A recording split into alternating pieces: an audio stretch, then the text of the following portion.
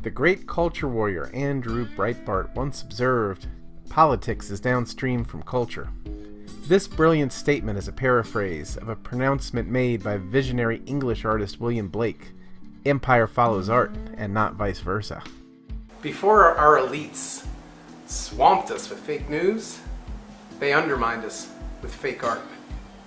I'm Richard Bledsoe. Welcome to Remodern America.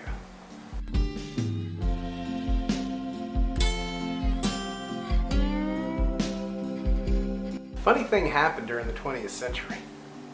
In the modern era, the timeless human practice of art as the communal communication of significance, order, and beauty found new modes of expression that created intense artistic experiences. However, these dynamic developments were ultimately derailed by leftist partisans. The art world establishment colluded to promote muddled and meaningless experiments previous generations would have recognized were not worthy of the name of art. By the 1960s, the inadequate art created as the modern era was corrupted paved the way for something far worse: the lies and delusions of postmodernism. Postmodernism is the governing philosophy of the globalist scheme we are currently suffering through. Its practitioners are trampling reason, truth, and competence in their pursuit of unaccountable power. Postmodernism is the systematic effort by the new aristocracy of the well-connected to switch off the Enlightenment so they can rule over a new dark age. Elitist postmodern culture does not produce art, but artifice. Phony substitutes which not only don't fulfill the purpose of art, but actively block it. The traditional function of art was to encourage humanity to think and to feel deeply. It gave us the opportunity to recognize the eternal in a tangible form. What do our corrupt postmodern culture industries give us instead of this uplifting experience today? Irrelevance, carrion,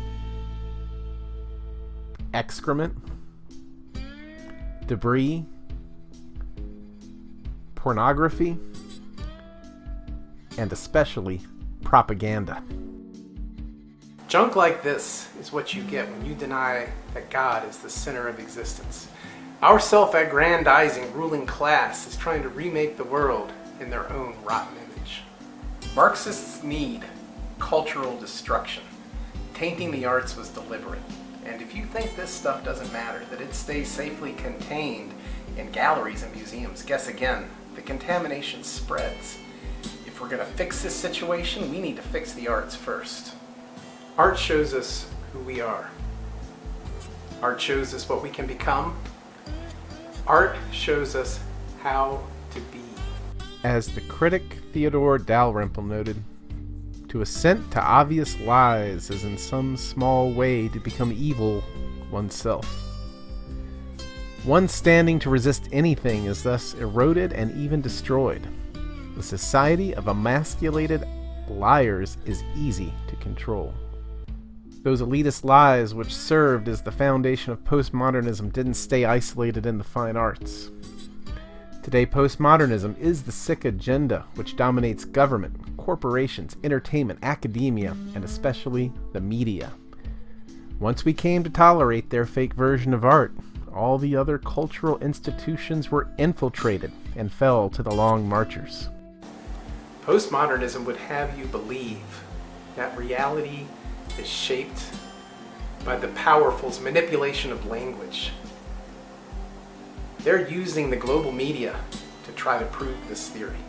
We are living trapped in a carefully scripted fake news world where nothing is allowed that contradicts the invented narratives.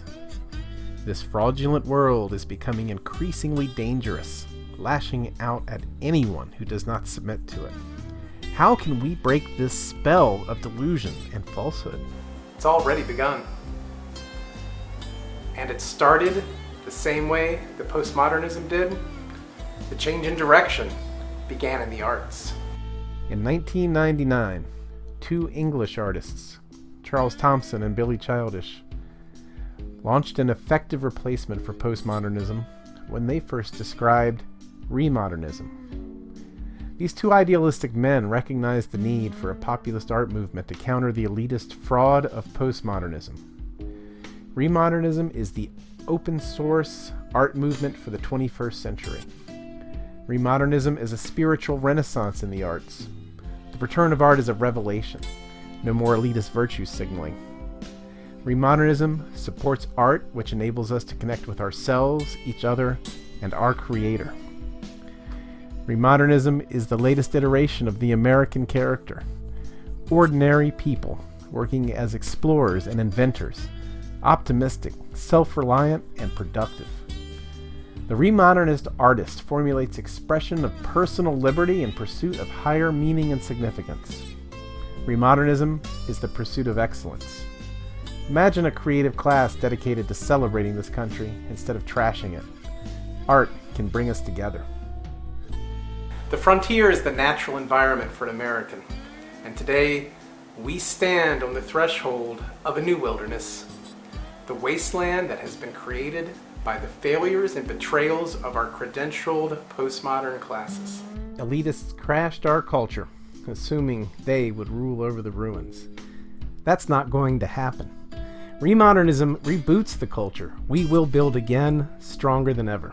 Our Creator provided us the gift of art to give us a means to communicate ideas that can't be reduced to mere language. Art is a powerful resource for human betterment that has been sidelined by elitist malfeasance. It's time we took it back. And art is fun. It's entertainment that rises to the sacred.